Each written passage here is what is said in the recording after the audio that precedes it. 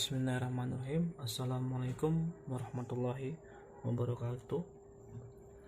Ketemu lagi dengan materi pelajaran kimia, masih bab 1 tentang sifat koligatif larutan. Di mana sifat koligatif larutan itu terdiri atas 4 bagian. Yang pertama itu sudah kita bahas di pertemuan sebelumnya tentang penurunan tekanan uap.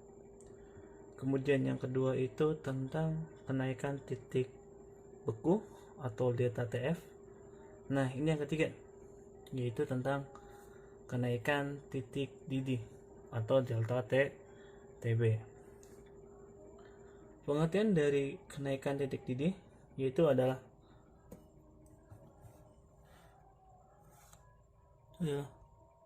pengertiannya.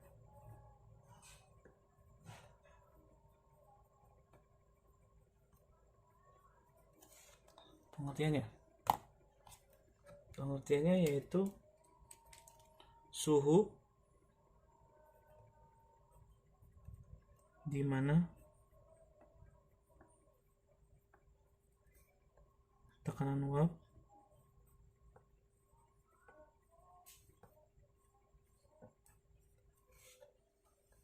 suatu cairan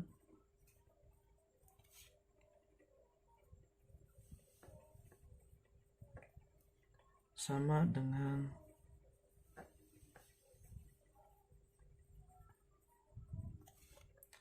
tekanan udara luar.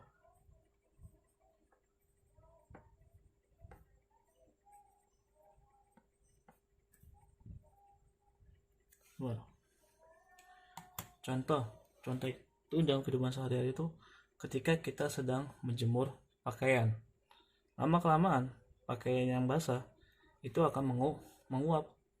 Dengan adanya apa? Dengan ada ini nih, tekanan udara luar. Berarti secara tidak langsung suhu ketika tekanan uap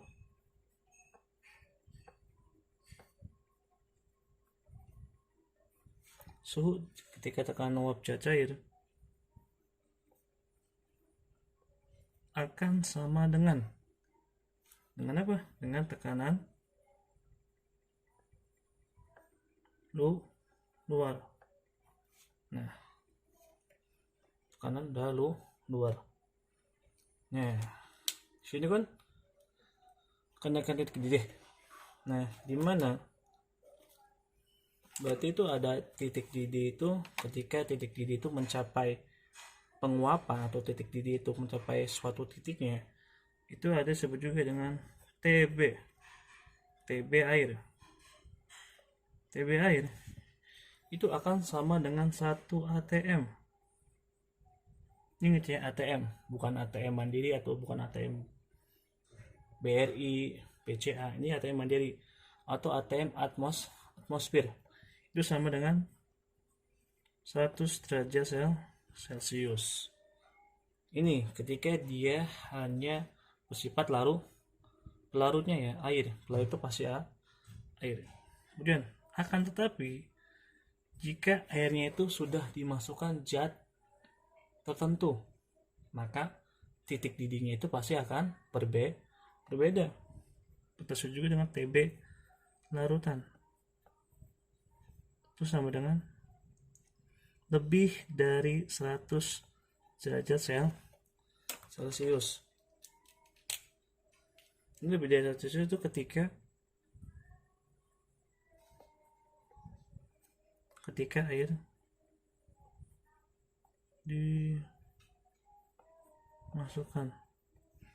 dimasukkan zat lainnya.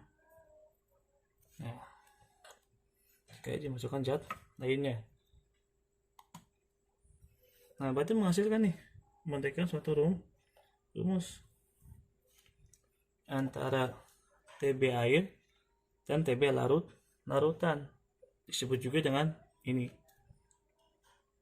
Di delta TB itu sama dengan TB larutan, kita singkat LAR, dikurangi Tb pelarut. Nah, ini.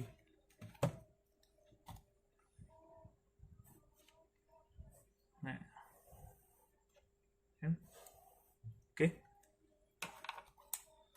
Kemudian kita jabarkan.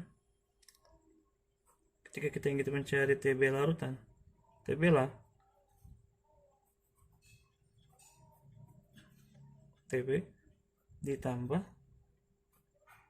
Tb pelarut atau Tb larutan sama dengan delta Tb ditambah, ingat ya, Tb pelarut itu pasti namanya ini nih, 100 derajat Celcius, berarti ditambah 100 derajat Celcius. Nah, ini berarti rumus dasarnya ya.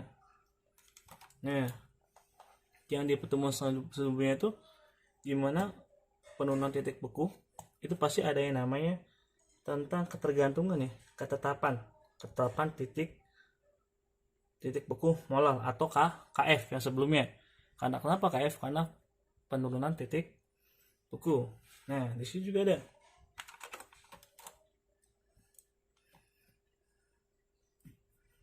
kenaikan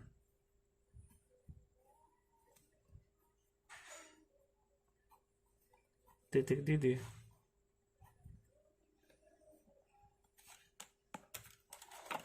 juga bergantung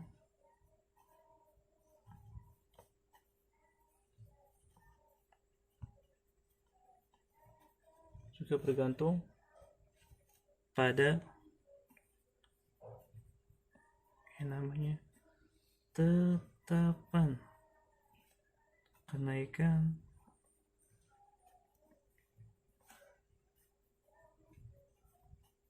titik didih molar atau disebut juga dengan konstanta P. Nah, kemudian berbanding dengan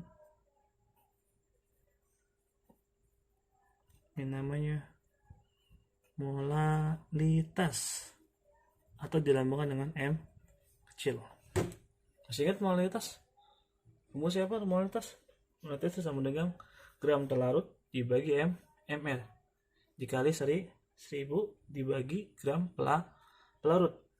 Nah, begitu sama, berarti kenaikan titik didih berarti ada kaitannya dengan molalitas. Berarti delta Tb sama dengan konstanta B dikali M. Nah, ini nih. Ya, rumusnya nih. Atau bisa dijabarkan juga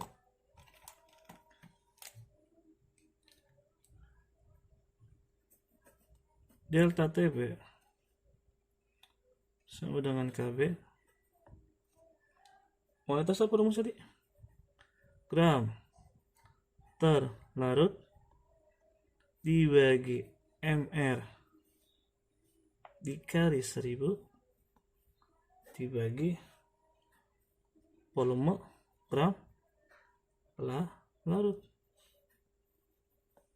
Nah, ini dia. Nah, yang ini nih. Yang ini berarti ketika dia larutan non elektrolit. Bagaimana dengan larutan elektrolit? Sama aja ya. 3 diganti itu faktor Van Hoff. Delta Tb sama dengan Kb dikali M dikali I. Nah, I-nya ini nih. Itu faktor Van Hoff. Nah, I-nya ini. Oke, untuk mencari kenaikan titik didih ketika dia bersifat larutan elektrolit. elektrolit. Masih ingat mata Panhub? Masih ingat gak rumusnya? Gimana rumusnya itu apa? Ini kan rumusnya nih. I sama dengan 1 ditambah buka kurung N dikurangi 1 kurung alfa atau derajat ionisasi. Kayak tuh kan elektrolit kuat. Nah, elektrolit kuat kita kan air apa aja? Pertama asam kuat, berapa lagi? Basa kuat. Nah yang kuat-kuat nih kan, asal bukan biskuat aja ya. Kemudian apa lagi? Garam. Nah ketiga ini nih.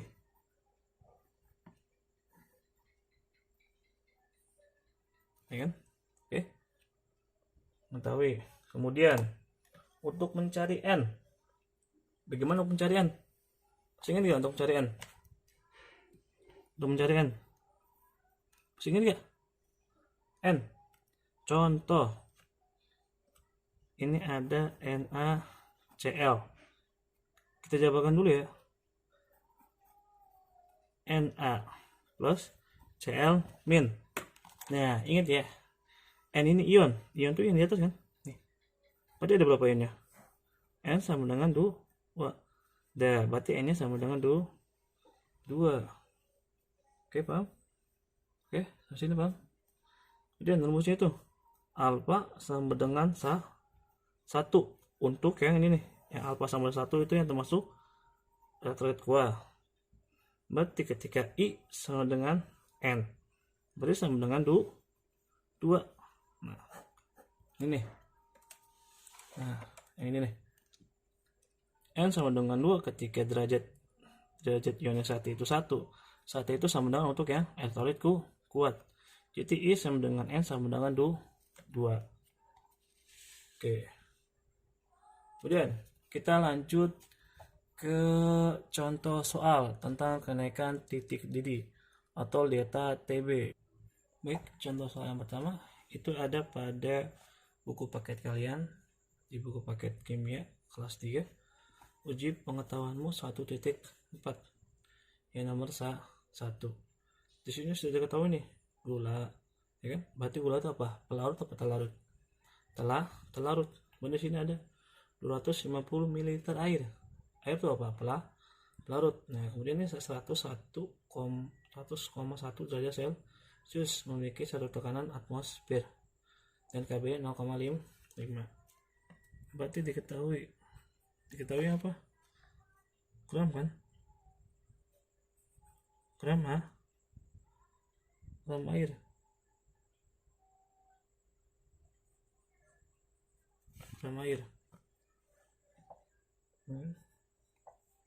Kemudian apa lagi yang tahu?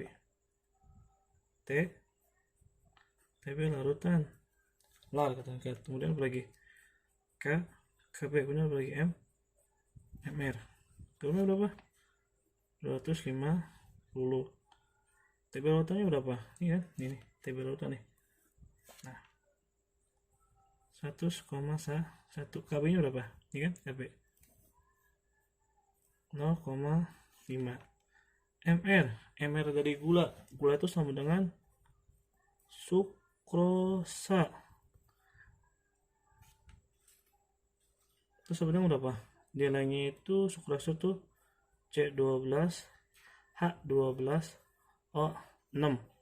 Lalu sama dengan nanti hasilnya itu sudah dihitung 342.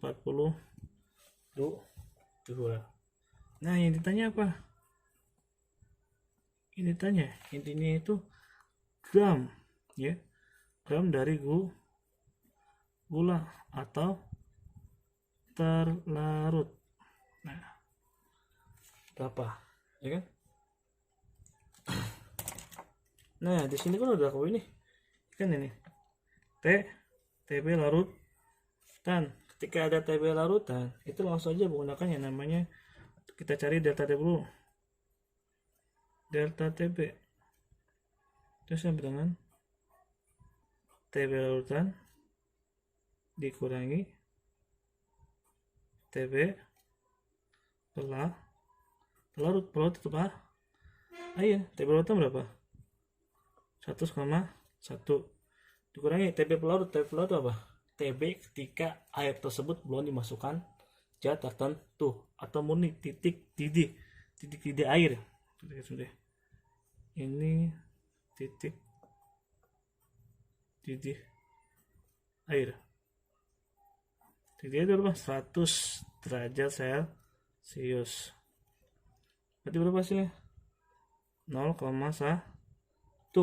Nah, kita udah dapat nih berarti nih. Ya kan? Kita udah dapat nih. 0,1 itu delta TB. Kita ada rumus tadi. Delta TB itu sama dengan KB dikali M. KB berapa? KB M berapa? Gram dibagi ml dikali 1000 dibagi volume gram pelarut. Ya.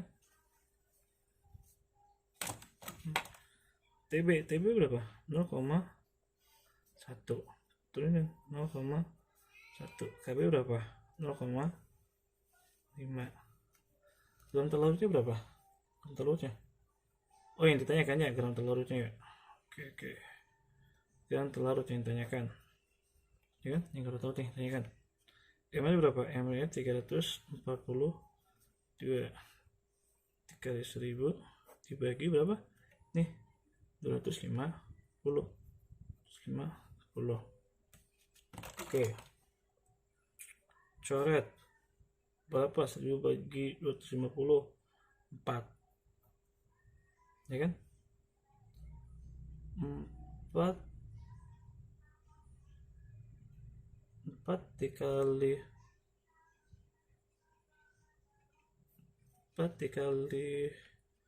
5 berapa? 2. Berarti 34 nanti dibagi 2 dari sini. Ya. Terus sama dengan berarti itu deh. Bisa kita tulis dulu 0,1. Kemudian ini berarti gram pelarut dibagi kan 34,2 itu sudah dihitung hasilnya 171. Kita pindah ini sini. Gram pelarut sama dengan 171 dikali 0,1 itu hasilnya 17,1 gram. Ini. Sorry. Oke, hasilnya 17,1 gram. Ini contoh nomor 1 di uji pengetahuan 1.4. Kemudian kita lanjut ke soal nomor 2. Itu ada di buku, masih di buku paket kalian ya. Di nomor 2 tetap di uji pengetahuanmu 1.4. Nah, kita cari. Di sini kan ada gram kan? Gram CaCl2 kemudian 200 Kb, ya kan? Udah gampang nih. Kita tulis nih. Diketahui apa? Gram kan? Gram apa? CaCl2 apa tuh? CaCl2 larut.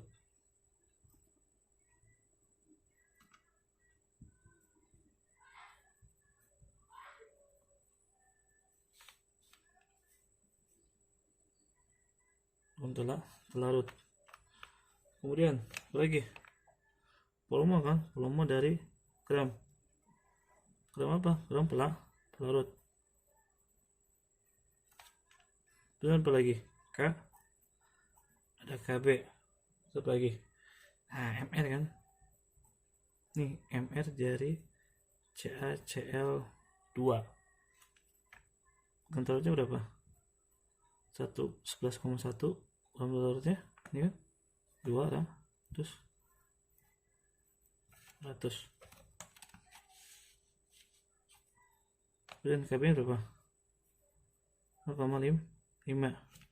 MR dari CaCl2 berapa? 111.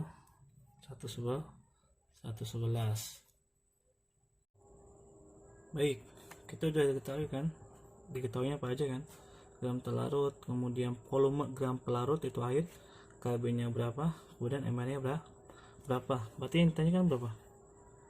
Yang ditanyakan apa?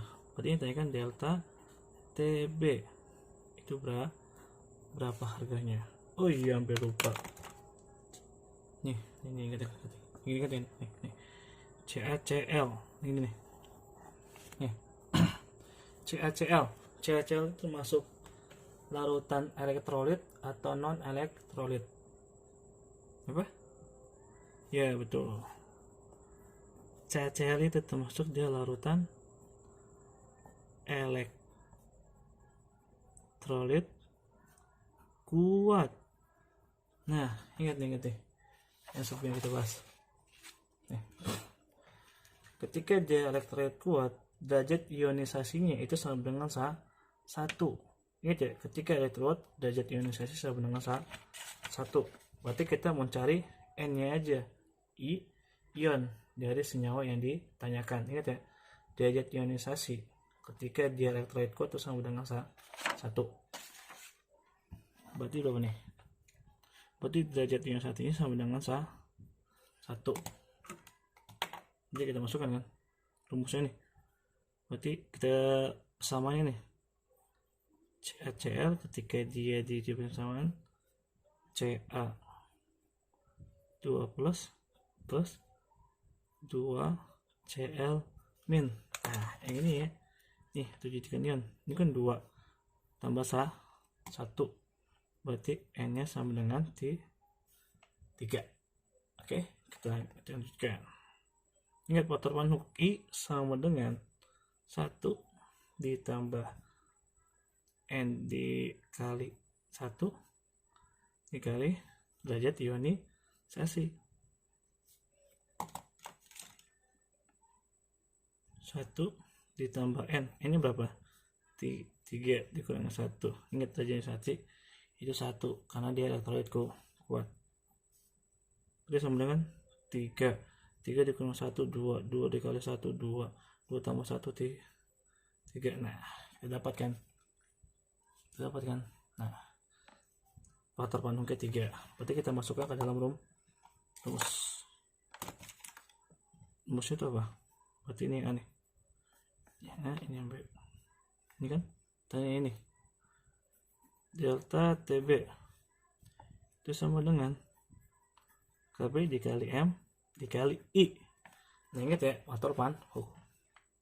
KB lagi gram dibagi ml dikali 1000 dibagi volume air kali I. Oke, paham ya? Langsung deh. Berarti sama dengan KB berapa? KB nya itu ini kan 0,5 gram itu berapa? 11,1. ml nya berapa? ml nya 11 dikali 1000. Volume airnya 200 dikali faktor Van-Hoek. Faktor Van-Hoek berapa? 3. Pinter.